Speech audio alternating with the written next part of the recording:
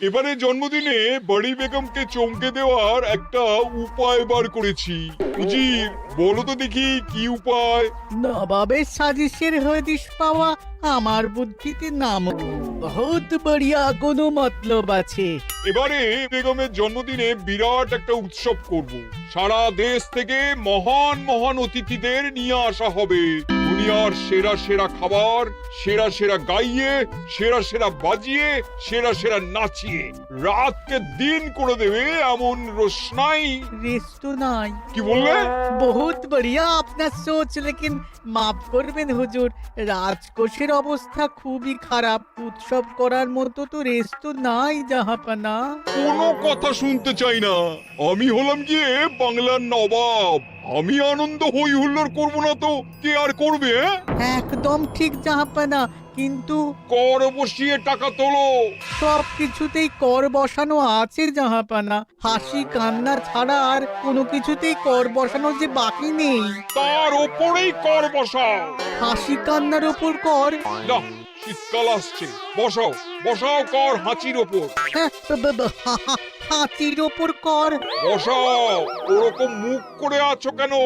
যদি না পারো তো বলে দাও, আমি অন্য উজির নিয়োগ করব।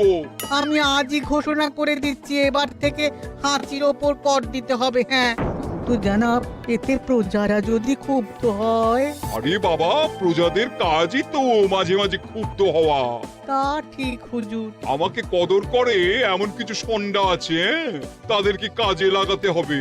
বহুত খুব জাহাপানা।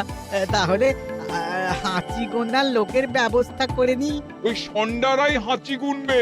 ওদের স্বেচ্ছাসেবক হিসেবে নিয়োগ করো। বহুত খুব জাহাপানা। সব জায়গায় লোক পাঠাতে শুরু করো। তবে কৃষ্ণনগরে বেছে বেছে লোক পাঠাবে। আর মনে রেখো, ওখানে গোপাল আছে।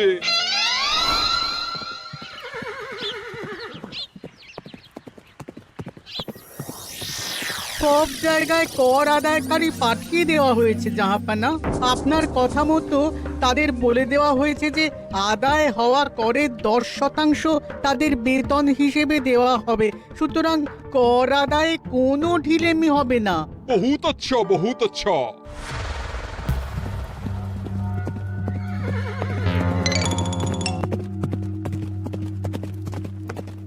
হ্যাঁ, তুমি ঠিক পড়েছো তো মন্ত্রী? হাঁচির উপরে কর?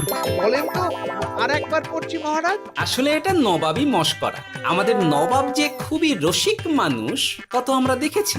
বারবার কৃষ্ণনগরের সঙ্গে রসিকতা করতে গিয়ে হাঁড়ি ফেটে রস একেবারে মাখামাখি হয়েছে, আর সারা গায়ে পিঁপড়ে ধরেছে। মস্করা নয়, একদম সত্যি কথা।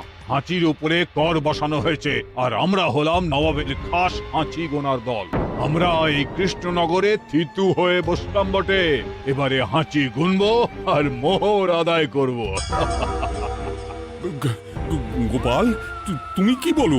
সর্দার, তোমাদের এখানে আসা একেবারেই লোকসান হয়েছে। কেন মশাই? আচ্ছা, আপনি গোপাল? না না, আপনার কোনো কথাই শুনবো না। আমাদের বই বই করে বলে দেওয়া হয়েছে, গোপাল হইতে সাবধান। সর্দার, আমি তোমাকে সাবধান হতেই বলছিলাম। হাঁচি ধরতে গেলে তোমাদের খুব সতর্ক থাকতে হবে, কারণ এই কৃষ্ণনগরের বাসিন্দাদের শরীর স্বাস্থ্য এত ভালো যে এখানে কেউ হাঁচে না, কাশে না, ঢেকুর তোলে না, ইয়ে করে না। বলেন কি মশাই? এটা তো নবাবকে জানাতে হচ্ছে।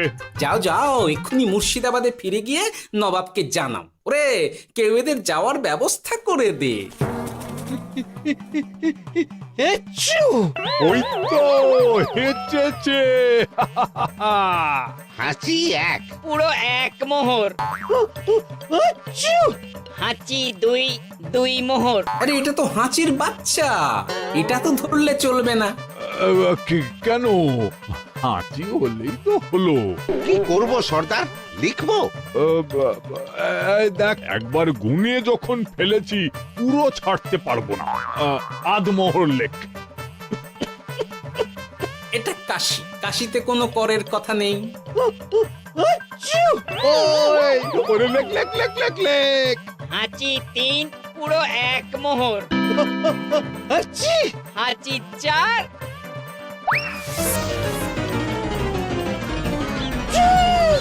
হাঁচি 5, লেখো। হাঁচি 6,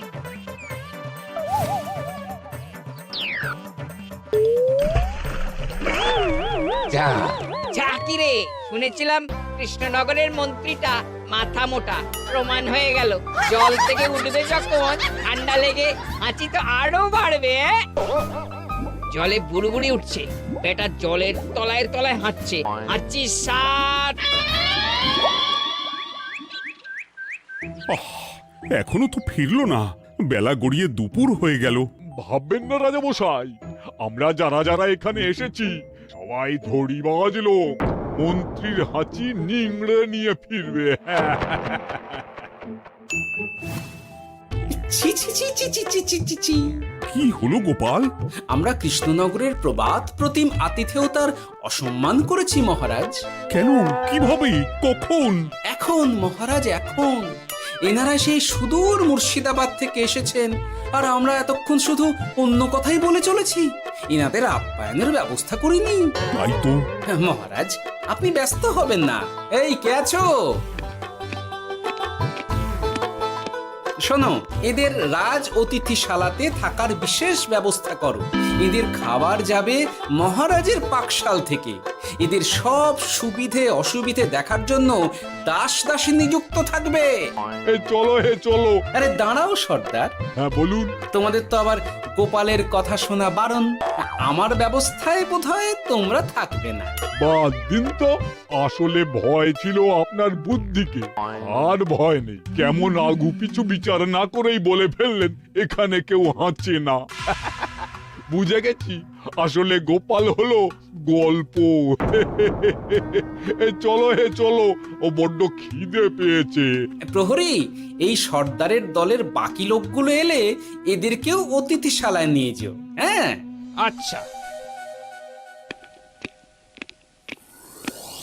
এ কি গোপাল, এই রক্তচোষাগুলোর জন্য তুমি রাজনিবাস আর রাজভোগের ব্যবস্থা করে দিলে? গোপাল কার পক্ষে মহারাজ? এতক্ষণ গোপালের সব কাজ তো কৃষ্ণনগরের বিপক্ষে গেল। বটেই তো, আমি মনে মনে গণনা করে দেখলাম গোপালের শুল যোগ শুরু হয়েছে।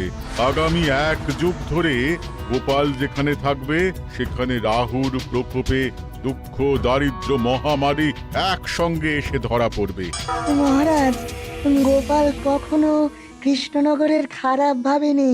সে যখন ওই রক্তচোষাদের রাজভোগে রাখার ব্যবস্থা করেছে, তখন বুঝতে হবে এর মধ্যে একটা ঘোরতর পেঁচ আছে। গোপালই তাহলে বলুক, কি পেঁচ? মহারাজ, মানুষ বিলাসের সুযোগ পেলে কাজ ভুলে বিলাসেই ডুবে থাকে। কত সম্রাট মহাসম্রাট বিলাসিতায় ডুবে কত সাম্রাজ্য মহাসাম্রাজ্য ভেঙে টুকরো করেছে। এরা তো নবাবের পাঠানো কিছু মূর্খ বালক মাত্র মহারাজ। এদের রাজভোগে ডুবিয়ে দিলে হাঁচির কথা কি এদের মনে থাকবে?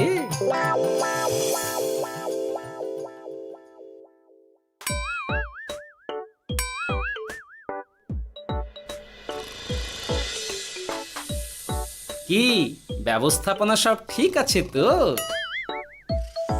হ্যাঁ হ্যাঁ, খাসা ব্যবস্থা হয়েছে। আপনারা আমাদের অতিথি বলে কথা, আরাম করুন।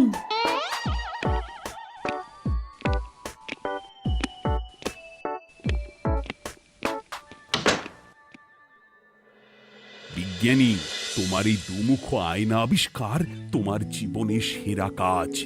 একদিক দিয়ে আয়না, অন্য দিক দিয়ে কাঁচ। কেউ জানতেই পারবে না যে তার উপর নজর রাখা হচ্ছে। অনবদ্য অনবদ্য। মহারাজের জয় হোক। কিন্তু মহারাজ, এই কৃতিত্বের মূল ভাগীদার আমাদের মন্ত্রী। তাই নাকি? হ্যাঁ মহারাজ, মন্ত্রীর দুমুখ কাজকর্ম দেখেই দুমুখ আয়নার কথা আমার মাথায় আসে। মুখ সামলে কথা বলো বিজ্ঞানী। ওরা শুনতে পাচ্ছে। যা চেঁচালেন 20 ইঞ্চির দেওয়াল ভেদ করে ওদিকে চলে যাবে কথা। এই কে যেন কাকে মুখ সামলে কথা বলতে বললো? ওই বাইরে কেউ বলেছে। এই তোমরা সবাই শোনো, অতিথিদের যেন আদর যত্নের ত্রুটি না হয়। আমি আর যাই, কাল সকালে আসবো, কেমন? গোপালকে নিয়ে নবাব আর উজির যেমন ভয় দেখিয়ে দিয়েছিল, গোপাল কিন্তু সেরকম নয়। এই তোরা কি বলিস? না না না না না না, গোপাল একটু ওই হাবা গোবা আছে দাদা। দেখো দেখি কেমন বুক পেতে দিয়েছে, এবার ওদেরই বুকে বসে ওদেরই দাড়ি ওপরাবো। গোপালের জবাব নেই, ঠিক সামলে দিল। মহারাজ, এই প্যাঁচটা আমার মাথাতেই এসেছিল, কিন্তু ওই যে নাকে মাছি ঢুকে গিয়েই সব বরবাদ হয়ে গেল। মহারাজ, এই পরিকল্পনা যদি মন্ত্রীর মাথাতে আগে এসে থাকে, তাহলে এদের মন্ত্রী আমার চেয়ে ভালো করে সামলাতে পারবেন মহারাজ। বটেই তো, এই দায়িত্ব আমি নিলাম মহারাজ।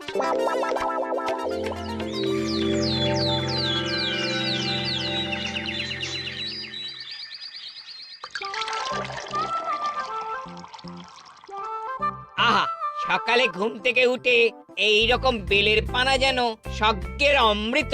আছে আছে, আরো আছে। পানীয়, খাদ্য, আরাম, আয়েশ, যত চাও তত পাবে। এ কি, আপনি গোপাল কোথায়?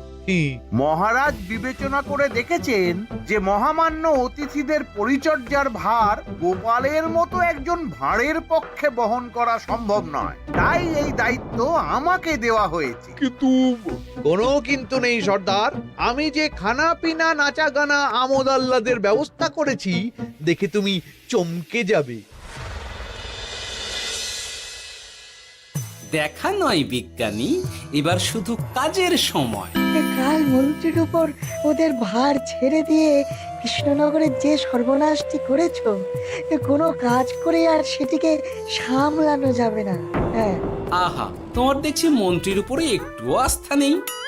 ঠিক কি প্যাচ করছো বলো তো? প্যাচের কথা পরে হবে, তোমাকে যত তাড়াতাড়ি সম্ভব হাঁচির ওষুধ আবিষ্কার করতে হবে। হাঁচির ওষুধ? হ্যাঁ, হাঁচির ওষুধ। ওভাবে দেখছো কি বন্ধু, তোমাদের কাজের সব দায়িত্ব এখন আমার কাঁধে। তোমরা আমোদ করবে আর আমি কর আদায় করে তোমার হাতে এনে তুলে দেব। সর্দার, এর মধ্যে একটা চাল আছে মনে হচ্ছে। কি আর আমি বুঝিনি। এখন কি করবে? বিশ্বাস করে আদায় উসুলের ভার এর উপরে ছেড়ে দেবে? পাগল নাকি? মন্ত্রী মশাই, বলো বন্ধু। বলছিলাম আর দেরিতে কাজ কি?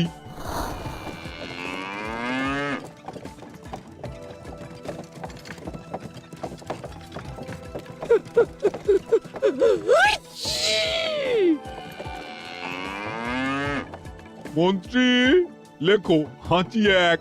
ওহে, তোমার নাম কি? মন্ত্রেশ্বর হুজুরি আগে। লিখুন মন্ত্রী মশাই, নাম লিখুন। ওহে মন্তেশ্বর, হাঁচি কর, এক মোহর ছাড়ো দেখিনি। হাঁচি দুই। আরে যাও, দৌড়ে গিয়ে দু মোহর আদায় করে আনো। ওরে, তোরা সব কৃষ্ণনগরের কোণে কোণে ছড়িয়ে পড় দেখি, একটা হাঁচিও যেন বাদ না পড়ে। হ্যাঁ,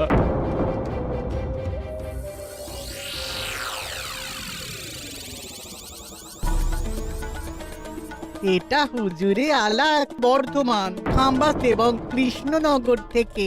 চমৎকার চমৎকার। তাহলে গোপাল কিছু করতে পারেনি, আমাদের যুব শক্তি কৃষ্ণনগরকে পুরো নিংড়ে নিয়ে আসছে।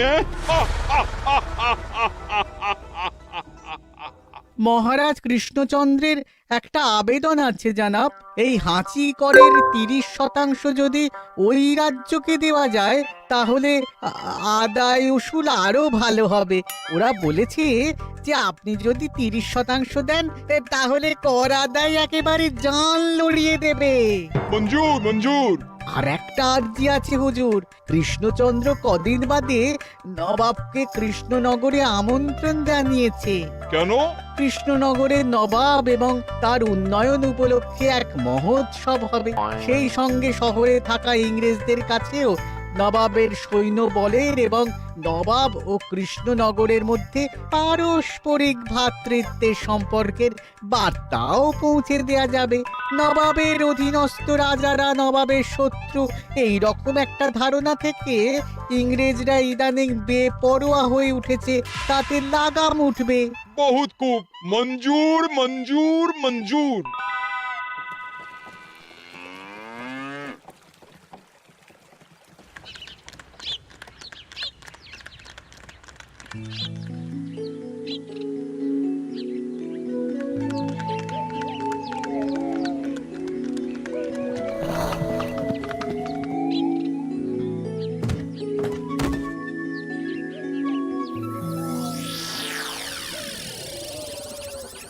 কি ব্যাপার গোপাল?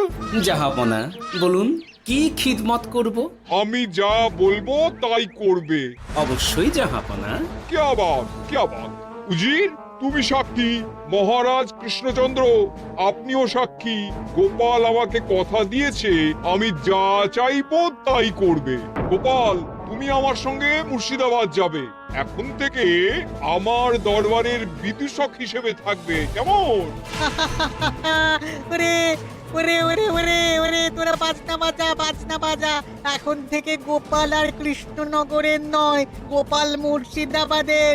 চলছে বাজা।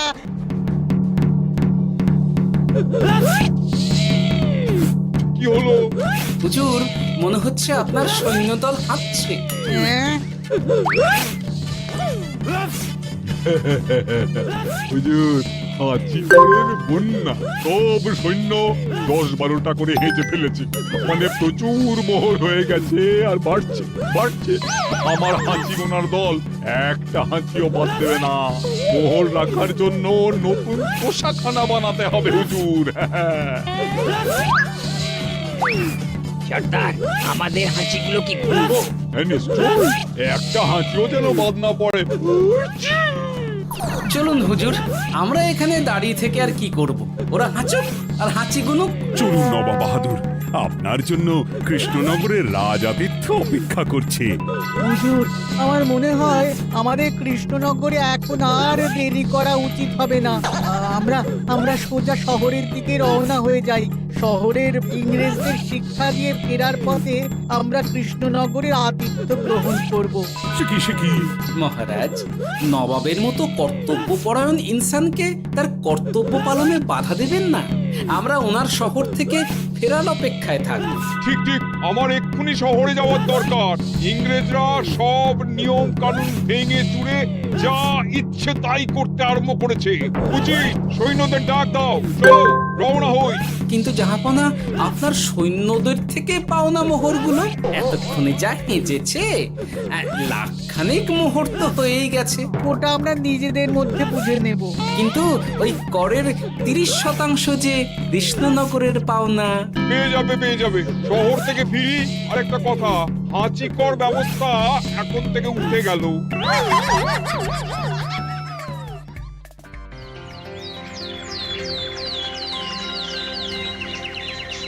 মহারাজ, কিভাবে গোপাল ভাঁড় মহাশয় নবাবের উন্মাদের মতো জারি করা ওই হাঁচিকর থেকে আমাদের সকলকে রক্ষা করেছেন তা আমরা সকলেই জানি। খাম্বাজের তরফ থেকে তাই গোপালকে সামান্য উপহার।